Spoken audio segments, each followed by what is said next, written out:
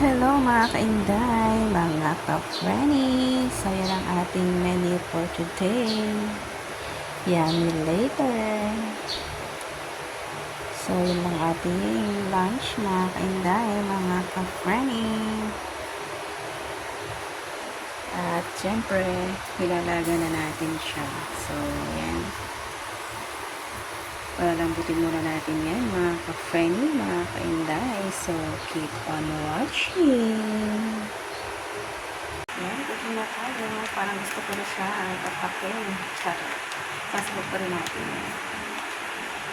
So, ayun na mga ka-Frenny, mga kainday. Bumubula-bula pa siya. Yan. Tignan natin. So, okay na yan. Kung ganyan. Pwede na tayo mag-saute.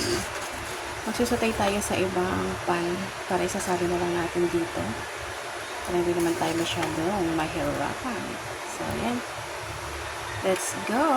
Mag-saute na tayo. Ano mga Frenny, mga kainday. Nag-saute na tayo dyan ng bawang sibuyas. And then, ilalagay na natin yung ating initin. So, lutuin na natin yan. Lutuin na natin itong mabuti. And then, saka naman natin sasabin dito.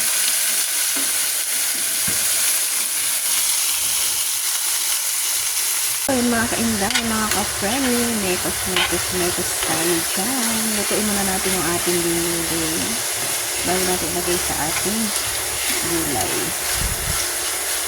So, yan, lutuin muna natin itong mabuti para mas malinamnam. Guys, ilalagay na natin yung ating sahog. Yan, sabi na natin siya dyan. Kasi sabuto na siya. And then, mekos. At ilalagay na rin natin ang ating chicharon. So, and then lalagyan natin ng konting fish sauce. Ayan. So, mekos lang. Ayan. Pakulan lang muna natin yan mga kainday. Frenny, lagyan na natin ng daan ng malunggay. Ayan.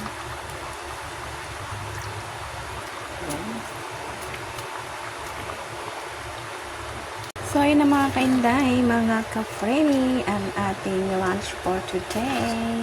So, done cooking na tayo.